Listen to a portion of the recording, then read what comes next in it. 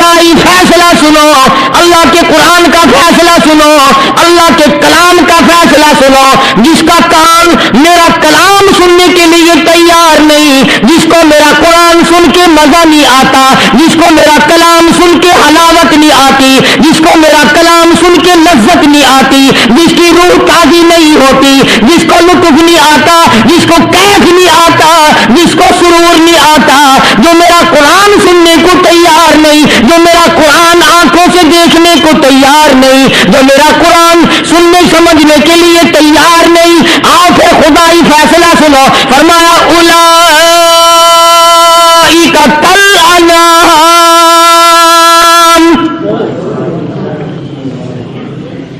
میرا فیصلہ نہیں، کسی پارٹی کا فیصلہ نہیں، کسی فرقے کا نہیں، کسی طبقے کا نہیں، کسی جماعت کا نہیں. فرمایا اولئک الانعام. پیدا کرنے والا مالک و خالق کہتا ہے مجھے اپنی کبریائی کی قسم یہ سارے جانور ہیں.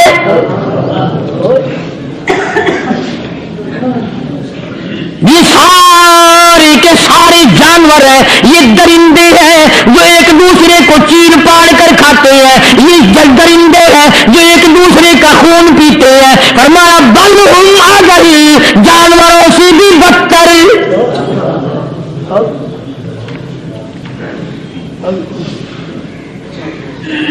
جس کے دل میں قرآن سن کر ترس نہیں، جس دل میں رحم نہیں، اپنے سے کمزور دیکھ کر جس کے دل میں شفقت نہیں، مہربانی کا مادہ نہیں.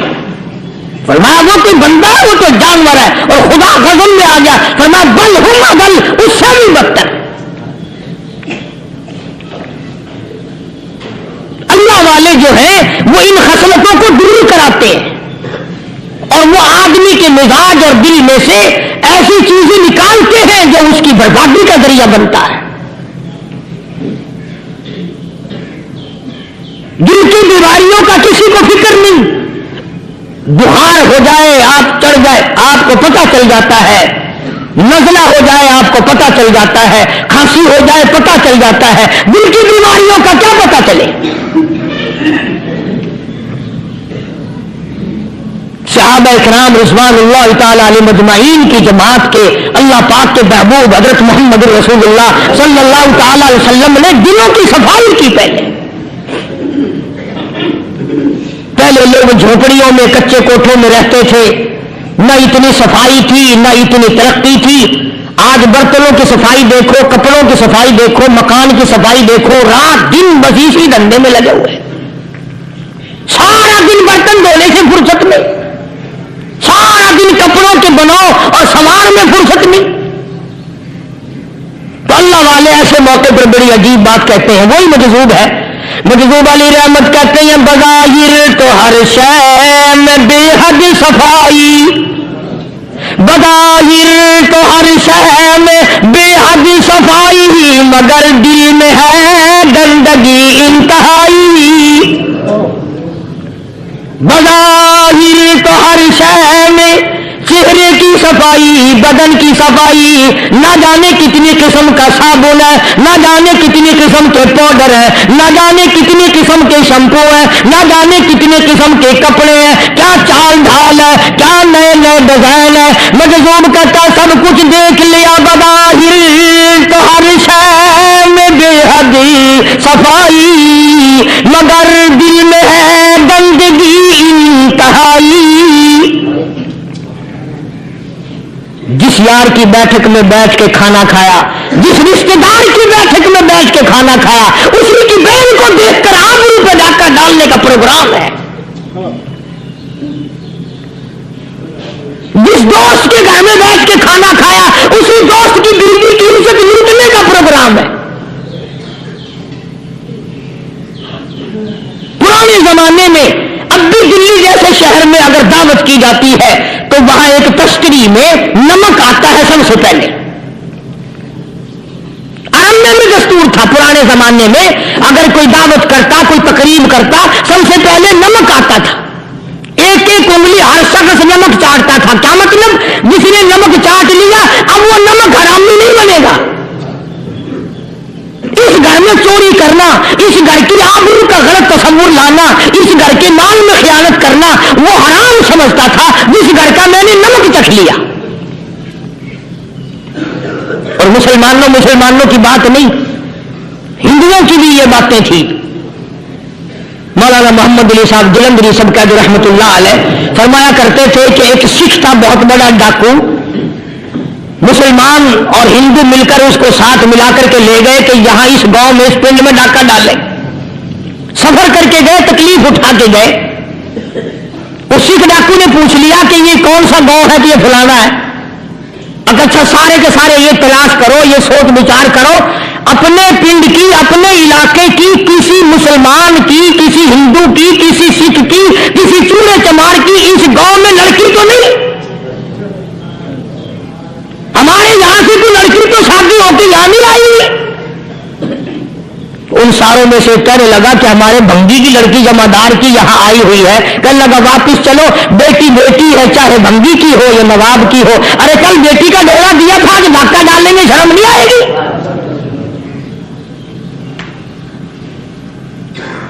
آج وہ تصور کہاں چلے گئے؟ اور ہم سب روتے پھرتے ہیں سکون نہیں، سکون نہیں، اطمینان نہیں۔ ارے اطمینان آئے گا کیسے؟ ہمارے دل بے ایمان ہے، نیتیں خراب ہے، آئے گا کہاں سے؟ صحابہ کرام رضوان اللہ تعالی علیہ مجمعین کی جماعت نے اس قدر اس بات پہ محنت کی اور کوشش کی کہ غلط لقمہ بھی پیٹ کے اندر نہ چلا جائے۔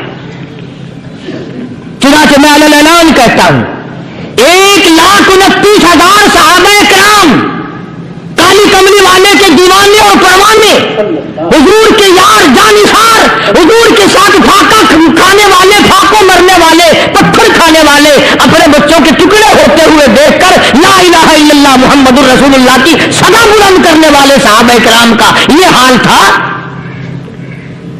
پیدل سفر کر کے جاتے تھے یہودی عیسائی، شام نکل گئے، فلسطین نکل گئے، ہندوستان آ گئے، 2 سال لگ جاتے تھے، اپنی جوان بیٹیوں کو مسلمانوں کے گھروں میں چھوڑ کے آ جاتے تھے۔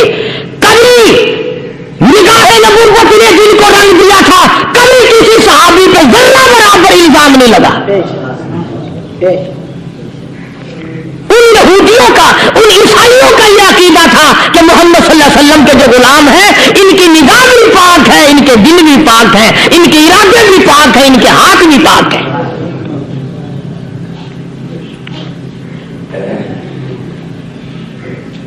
مصر کے گورنر نے، مصر کے جنرل کرنل نے خط لکھا سیدنا فاروق اعظم رضی اللہ تعالی عنہ کی خدمت میں، دور خلافت ہے حضرت فاروق اعظم کا۔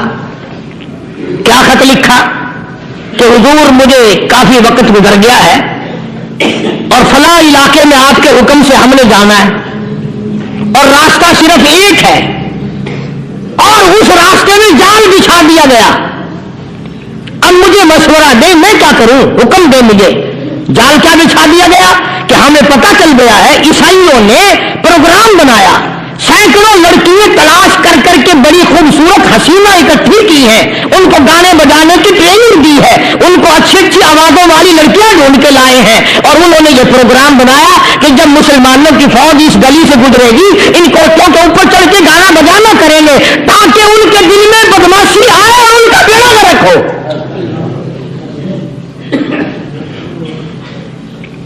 کبھی کافر کا یہ عقیدہ تھا کہ مسلمان کا دل بگڑا تو یہ گیا، اس کی نیت میں خرابی آئی اور یہ تباہ ہوا۔ جناب فاروق اعظم رضی اللہ تعالیٰ عنہ نے اسے یہ خط میں لکھا کہ تو قرآن پڑھا کر، تو نفل پڑھا کر۔ امیر المومنین خلیفۃ المسلمین سیدنا فاروق اعظم رضی اللہ تعالیٰ عنہ نے اپنے جنرل کرنل کو خط لکھا کہ اس میں لمبی چوڑی فکر کی کوئی بات نہیں، اس میں کوئی پریشانی والی بات نہیں، کوئی سوچ و بچار والی بات نہیں، سارے تیری فوج میں، تیری کمان میں مسلمان ہیں، سب کو اکٹھا کر لے، ساروں کو اکٹھا کر کے قرآن کریم کے سورۃ نور کی 2 آیتیں سنا دے۔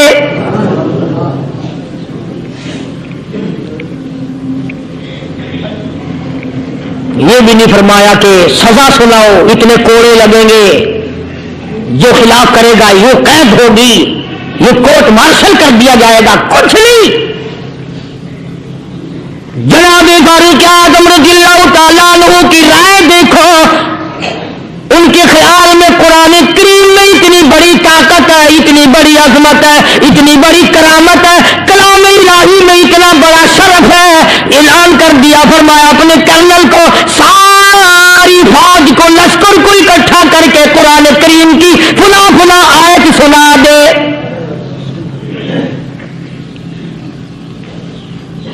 اور اس کے بعد بے دھڑک فوج کو لشکر کو اسی راستے سے گزار کے لے جا، بے دھڑک لے جا۔ ہائے کبھی قرآن کی دو آیتوں سے کام بن جاتا تھا، اب سارے قرآن سے میرا تیرا کام نہیں بنتا۔ قصور قرآن کا نہیں ہے، یہ میرا تیرا ہے۔ یہ تو اتنی وفادار کلام ہے، اتنی پاک کلام ہے، خدا کی قسم ہزاروں رجسٹریوں کے گتے، ہزاروں چائے کے ڈبے، ہزاروں مٹھائی کے ڈبے، لاکھوں کروڑوں دوائیوں کے ڈبے گندے نالوں پہ کوڑیوں پہ ریڑھیوں پہ پڑے ہیں، اور جس گتے نے قرآن کے ساتھ یاری لگا لی، خدا کی قسم کوئی آدمی بغیر وضو اس گتے کو بھی ہاتھ نہیں لگا سکتا۔ ہزاروں نہیں لاکھوں کپڑے مارکیٹ میں پڑے، پر جس کپڑے نے قرآن سے یاری لگا لی، جو کپڑا جس دان بن کر قرآن پہ چڑھ گیا، لوگ اس کو بھی چومتے ہیں اور چومنا چاہیے۔ یارو کپڑے نے قرآن سے یاری لگائی تو کپڑا عظمت والا بن گیا، گتے نے یاری لگا لی تو گتا بن گیا۔ ہزاروں قسم کے کاغذات روزانہ ذلیل ہوتے پھرتے ہیں، جس کاغذ پہ قرآن لکھا گیا وہ عظمت پا گیا، جس سیاہی سے قرآن لکھا گیا وہ سیاہی عظمت والی بن گئی۔ ارے اگر مسلمان قرآن کو اپنے اندر پیدا کر لے، اس کی عظمت کو بسا لے، اس کو اپنا لاہ عمل بنا لے، اس کو اپنے سر پہ رکھ لے، تو کیا یہ بندہ قرآن کے ساتھ وفاداری کرے تو قرآن کیا خیال ہے قرآن بے وفائی کر دے گا؟ یقین نہیں، یقین اصل بات اعتقاد کی ہے۔ یقین کا تو یہ عالم بنا ہوا کہ اگر کوئی چوری کا معاملہ ہو جائے اور کسی پر شبہ ہو، اگر اسے کہو کہ قرآن اٹھا دے تو دیر نہیں لگائے گا، اور اگر کہے کہ فلانی خانگاہ کا کنڈا مار دیا کہ یہ کام میں نہیں کرتا۔ خانگاہ کے کنڈے پہ ایمان ہے، قرآن پہ ایمان نہیں۔ اس پر یقین ہے کہ پیر اندھا کر دے گا، اور یہاں یقین نہیں کہ جس خدا نے پیدا کیا اگر میں نے جھوٹا قرآن اٹھایا تو وہ برباد کر دے گا۔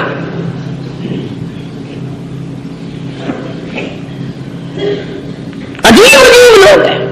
چنانچہ مصر کے کرنل نے، مصر کے جنرل نے ساری فوج کو اکٹھا کر لیا۔ اس نے بھی یہ بات تو نہیں کہی کہ فاروق اعظم کو دوبارہ خط لکھتا کہ حضرت یہ تو دو آیتیں آپ نے لکھی، یہ تو سارا قرآن روز پڑھتے ہیں، پر بنے گا کیا؟ جیسے فاروق اعظم کا یقین تھا، فاروق اعظم کی فوج کے کرنل کا بھی یقین ہے، فاروق اعظم کے فوج کے جنرل کا بھی یقین ہے۔ اس نے ساری فوج کو اکٹھا کیا، لشکر کو جمع کیا، اور اس کے بعد کہنے لگا کل للمؤمنین یغضوا من ابصارکم ویحفظوا فروجہم ذالک ازکی لہم ان اللہ خبیر بما یصنعون۔ او لوگو، خدا تمہیں کہتا ہے اپنی آنکھوں کی حفاظت کرو، اگر تمہاری نظریں غلط جگہ پڑی اپنی عزت کی حفاظت کرو، اپنی آبرو کی حفاظت کرو، اگر غلط نظریں پڑی، غلط استعمال ہوئی، ان اللہ خبیر بما یصنعون۔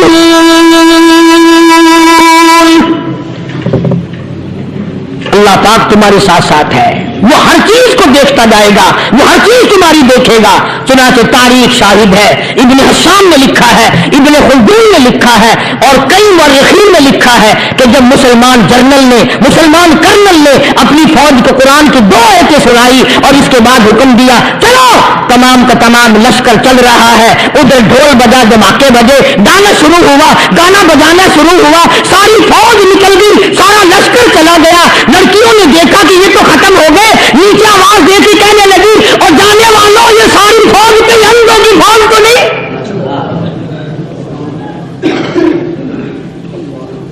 یہ حسن کا نظارہ اور یہ ڈانس اور یہ آواز ہم ناچ ناچ کے تھک گئی، کوئی سر نہیں اٹھاتا.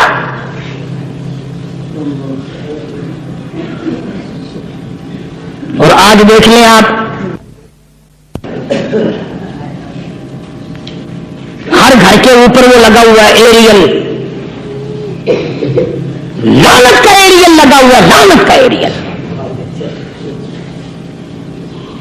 حاجیوں تم کیا کہتے ہو کہ ہمارے گھر کا اس میں کیا بگڑے گا؟ خدا کی قسم وہ بگڑتا ہے، وہ دمت لگتی ہے، وہ تباہی پھرتی ہے، تمہیں پتہ بھی نہیں چلتا.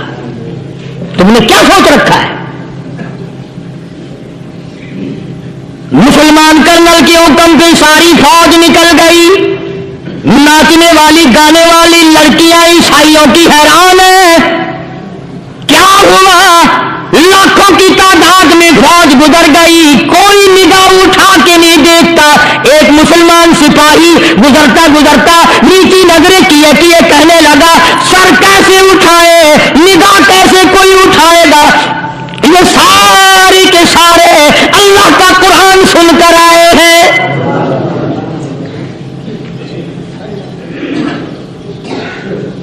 کیسے کوئی نگاہ اٹھائے گا؟ کیسے کوئی سر کو اٹھائے گا؟ یہ سارے کے سارے اللہ کا قرآن سن کر آئے ہیں. ان کا عمل ہوا نا قرآن پہ، ان کے عمل کا کتنا بڑا اثر پڑا. مورخین نے لکھا، ابن حشام لکھتا ہے عیسائی لڑکیوں نے چھلانگے لگا دی، کوٹھی سے نیچے آ گئی، کہنے لگی عام مسلمانوں وہ قرآن ہمیں بھی سنا کے جاؤ جس میں اتنی اسپرٹ ہے، اتنی طاقت ہے، جو حسن کے نظارے سے روک دے، جو گانے بجانے سے روک دے. یہ تو آدمی کے دل کا سکون ہے، نہ گانا سنتے ہو نہ حسن کا نظارہ کرتے ہو. جاتے والے یوں نہ جاؤ، ہمیں بھی وہ قرآن سنا کے جاؤ.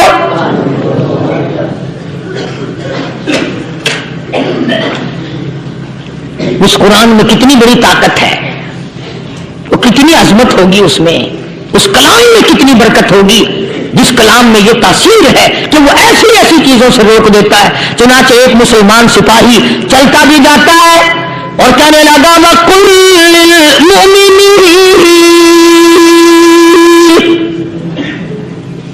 وَقُلْ لِلْمُؤْمِنِينَ. قرآن کی آیت پڑھ کے سنائی، سینکڑوں نہیں بے شمار لڑکیاں ایک مسلمان کی زبان سے اللہ کا قرآن سن کے کہنے لگی اور جانے والوں چھوڑ کے نہ جاؤ، ہمیں بھی کلمہ پڑھاؤ.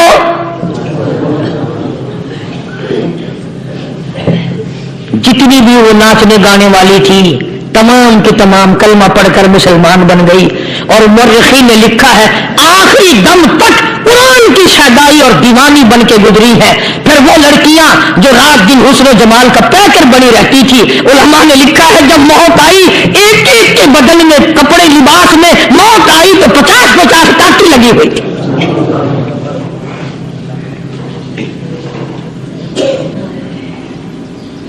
بظاہر تو آج بھی بڑی جھاڑا پونجی ہے، بڑی صفائی ہے، بڑی دوڑ دھوپ ہے. اسی کو مجذوب الالان کہتا بظاہر تو ہر شے میں بے حد صفائی، مگر دل میں ہے گندگی انتہائی، کبھی اس کے دھوکے میں آنا نہ بھائی، یہ سب ہے رعائی، بس ہے رعائی. یہ تو چیز ہی کچھ نہیں. بڑے بڑے دھندے ہمیں پلٹتے دیکھے، بڑے بڑے نظام بگڑتے دیکھے. محمد عربی صلی اللہ تعالی علیہ وسلم کے دربار میں بڑے بڑے لوگ آتے تھے. اللہ غنی نگاہ نبوت نے جس کو رنگ دیا سبحان اللہ، پھر قیمت بن گیا، وہ اسلام کے دولت سے پیچھے نہ ہٹا. کوئی پیچھا پھر کے دیکھا ہی نہیں کہ ہم کیا کر رہے ہیں.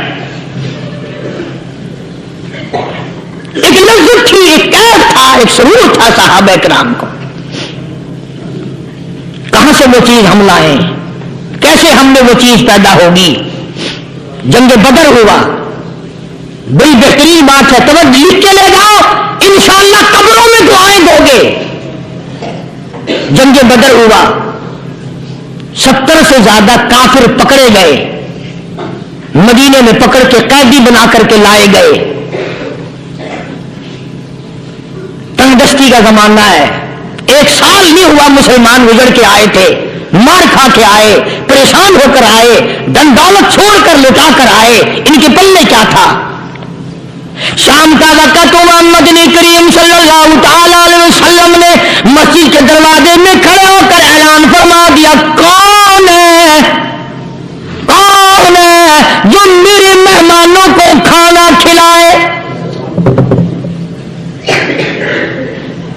और वो मेहमान कोई शहंशाह नहीं थे, हैं भी काफिर, हैं भी इस्लाम के दुश्मन, आए भी सहाबा किराम को मारने, मैदान जंग से पकड़ के लाए गए, जंगली कैदी हैं। उस नबी की तरफ कभी मुंह किया कर जिस नबी का तू गुलाम है, उम्मती बड़ा फिरता है। फरमाया, कौन है जो मेरे मेहमानों को खाना खिलाए। सहाबा किराम में से किसी ने 2 पकड़ लिए, किसी ने 1 को साथ ले लिया। एक बिनादार सा गरीब सा सहाबी है, उसने साथ ले लिया एक मेहमान और घर लेके गया। बीवी को कहने लगा कि खाना कितना है, कि बस 1 आदमी जोगा है, 1 आदमी की काफी होगा।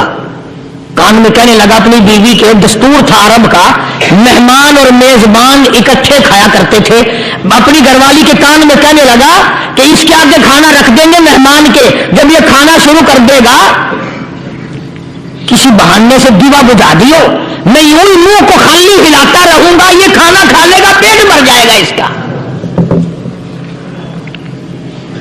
चुनाचे खाना आगे रख दिया, जो कुछ भी था। उसने खाना शुरू किया कि जी आप भी खाएं, कि हाँ हाँ मैं भी खा रहा हूं। बस यूं ही खाने में भी हाथ लगाए, मुंह को भी हाथ लगाए और मुंह को चलाए भी बराबर। बीवी ने चिराग बुझा दिया। ये अमल तो सहाबी कर रहा है अपने घर में। उधर कुरान करीम नाज़िल हो गया, मोहम्मद करीम सल्लल्लाहु अलैहि वसल्लम की जात में फरमाया, वयुसिरूना अला अनफुसिहिम वलौ काना बिहिम खसासा वमन युक़ शुह्ह नफ्सिही फउलाइका हुमुल मुफ़्लिहून। और मेरे महबूब मुबारक हो, तेरी उम्मत में ऐसे लोग भी हैं जो अपना मुंह खाली हिला रहा, बीवी भूखी बैठी है, चिराग बुझाए बैठी है और अपने हाथ को खाली चला रहा है और मेरे बंदे का पेट भर रहा है। और मेरे महबूब, मुझे अपनी अजमत की कसम, मैं तेरी इन दीवानों पे जन्नत वाजिब कर चुका।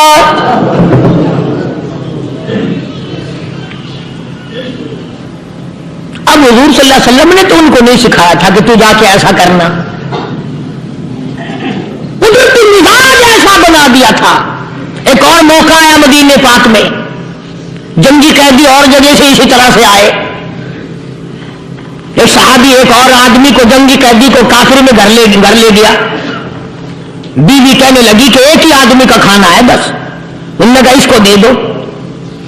वो काफिर जंगी कैदी कहने लगा जी आप भी खाएं। कहने लगा भी बात है साफ, 1 आदमी का खाना है, तू खाना खा, मैं दरख्त के पत्ते चबा लेता हूं।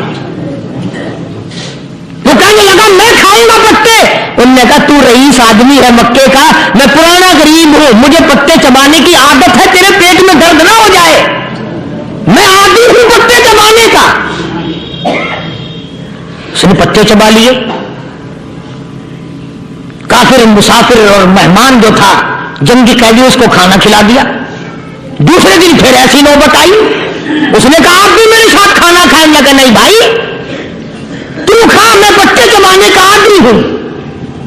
2 दिन तो उस काफिर ने खाना खा लिया और जब तीसरे दिन उसके आगे खाना आया, उन्होंने कहा भाई तू ही खा, बस इतना ही खाना है, मैं तो मियां बीवी हम तो पत्ते चबा लेंगे। और कहने लगा मदीने वालों, तुम खुद पत्ते चबाते हो, दुश्मनों को खाना खिलाते हो, आज मेरी भी एक शर्त है, पहले कलमा पढ़ा फिर खाना खिला।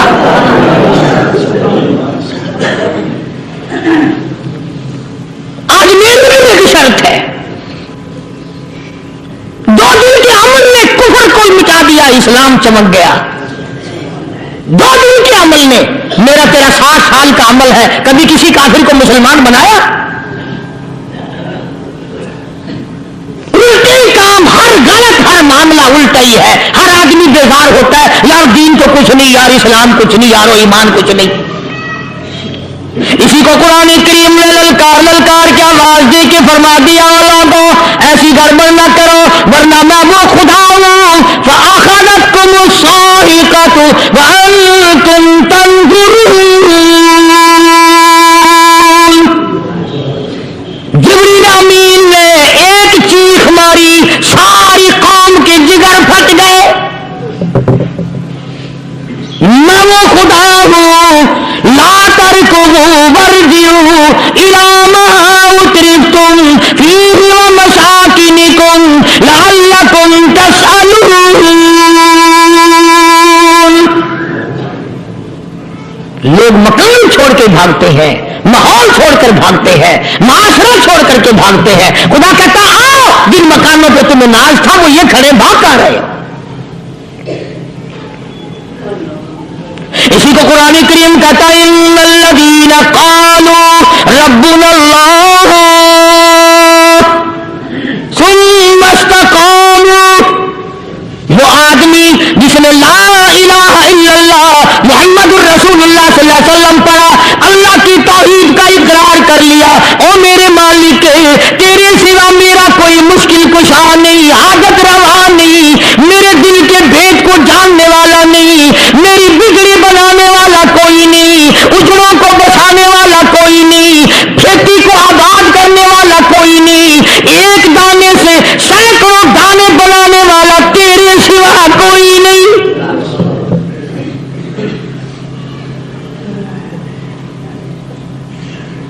کھیتوں میں جاؤ، کبھی یہ تو سوچو کہ دنیا میں حکومتوں نے کتنے مل لگا رکھے ہیں، چینی کے شکر کے کتنے مل ہیں، کتنے ڈیپو ہیں، پھر بھی قلت ہو جاتی ہے. اور یہ اللہ میاں نے کتنا میٹھا کیلے میں، سنترے میں، مالٹے میں، انگور میں، سیب میں. کبھی یہ بھی سنا کہ اللہ میاں کا شوگر مل فلاں علاقے میں لگا ہوا ہے. کبھی یہ تو دیکھو کہ یہ قدرت کی کاملہ کے سوا اور کون پیدا کر رہا ہے. فرمایا جس نے اللہ کی توحید کا اقرار کر لیا، محمد عربی صلی اللہ علیہ وسلم کی ختم نبوت کا اقرار کر لیا، خدا کے بعد خدا کوئی نہیں، مصطفیٰ کے بعد نبی کوئی نہیں. پھر قرآن نے شرط لگائی ثم استقاموا، پھر اس پر جمع رہے، ڈٹا رہے. یوں نہیں کہ کبھی ادھر لڑک گیا کبھی ادھر لڑک گیا. لوگ تو بدل جاتے ہیں، لوگوں کا کیا ہے. پچھلے سال کی بات ہے، یہی مغرب کی نماز کے بعد گرمی کے موسم میں میں یہاں بیٹھا ہوا تھا باہر، آگے شہر کے وہ آدمی وہ کہنے لگے جی ایک کام آئے ہیں. میں نے کہا کیا؟ کہ 25,000 روپیہ چوری ہو گیا ہمارا، بتاؤ ہمیں. میں نے کہا مجھے کیا پتا. میں نے نہیں سارا شہر کہتا ہے کہ قاری نہیں بتا دیتا ہے. میں نے کہا اچھا یہ یوں نہیں جانے کا. میں نے کہا پھر آپ دے لوں گا.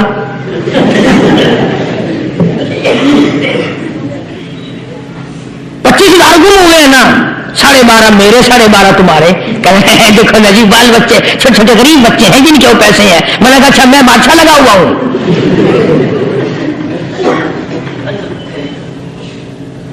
انہوں نے کہا جی سودا مہنگا. میں نے کہا پھر کہیں اور چلے جاؤں.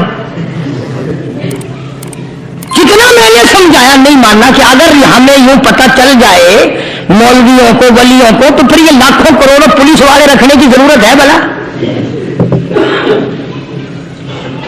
اتنی بڑی فوج کا رکھ کر کیا کریں گے ہم؟ اربوں روپیہ فوج کا خرچہ ہے. 2 ولی، ایک ولی کو اس بارڈر پہ بٹھا دیں گے، ایک ولی کو اس بارڈر پہ بٹھا دیں گے. پھر ہم بڑھانا دیں گے اولیاء کرام رجمت. ذہنیت مری گئی، سمجھ نہیں پاتے، دین کے قریب نہیں آتے، لوگ سمجھتے نہیں. فرمایا ثم استقاموا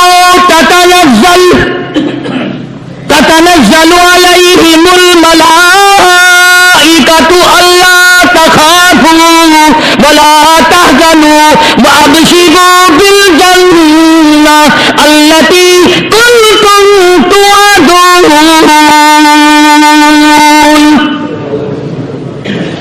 قرآن کہتا ہے ادھر ولی کی موت آتی ہے ایسا آدمی جو اپنے کلمے پہ جمع رہے، شرک و بدعت کی لعنت سے بچے، کفر و نفاق سے بچے، ادھر موت آتی ہے ادھر فرشتے کہتے ہیں گھبرانا، غم نہ کر، بہشت کے دروازے تیرے لیے سارے کھلے ہوئے، وَلَكُمْ فِيهَا مَا تَشْتَهِي أَنفُسُكُمْ وَلَكُمْ فِيهَا مَا تَدَّعُونَ۔ فرمایا ہم تمہاری ہر اس تمنا کو پورا کریں گے، ہر اس آرزو کو پورا کریں گے، جو مانگو گے وہی ملے گا، جو کہو گے وہی دیا جائے گا۔ نحن اولیاؤکم فی الحیات الدنیا وفی الآخرہ، ہم دنیا میں بھی تمہارے کارساز ہیں، ہم آخرت میں بھی تمہارے کارساز ہیں، ہم دنیا میں بھی تمہارے دوست ہیں، آخرت میں بھی تمہارے دوست ہیں، اور خدا کے یہاں وہ انعام ملے گا۔ اللہ غنی، رائی کے دانے کے برابر نیکی کی ہوگی، جب پہاڑوں کے برابر ثواب ملے گا تو آدمی حیران ہوگا، یا اللہ تیرے جیسا بیٹھ تو کسی کا بھی نہیں۔ رائی کا دانہ لے کر پہاڑ واپس کر دیا، مالک نے نجات کو ذریعہ بنا دیا۔ فرمایا نزلا من غفور رحیم، یہ مہمانی ہے پروردگار عالم کی طرف سے۔ قرآن اعلان کر کر کی کتاب بالاسحار ہم یستغفرون، اللہ پاک فرماتے ہیں میرے بندوں کی نشانی یہ ہے کہ وہ آخری رات میں بڑے ویلے سحری کے وقت اٹھ کر استغفار کرتے ہیں، اللہ کے حضور میں معافی مانگتے ہیں، روتے ہیں، عاجزی کرتے ہیں۔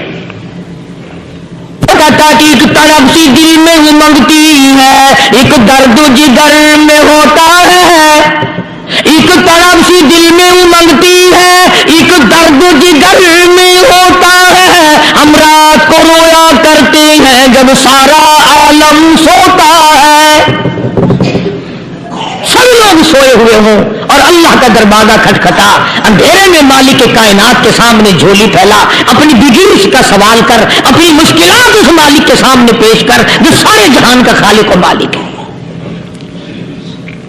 عقیدہ بھی بناؤ، اعمال بھی بدلو، مزاج بدلو، طبیعتوں میں انقلاب لاؤ، اور لوگوں ان گھروں کو مسلمانوں والے گھر بناؤ۔ تم برا مان کے جاؤ یا بھلا مان کے جاؤ، میں اپنے عقیدے کی بات کو چھپاتا نہیں۔ جس گھر میں کوئی مرد عورت قرآن کے کھولنے والا نہیں، میں اس گھر کو مسلمان کا گھر نہیں کہتا، وہ چوڑے اور کرار اور سکھ کا گھر ہے۔ تمہیں یہ سکھایا کس نے ہے کہ مرنے کے بعد قرآن پڑھا جاتا ہے اور ساری زندگی میں نہیں پڑھا جاتا؟ یہ قرآن مردوں کے لیے تھوڑی آیا، یہ زندوں کے لیے آیا ہے۔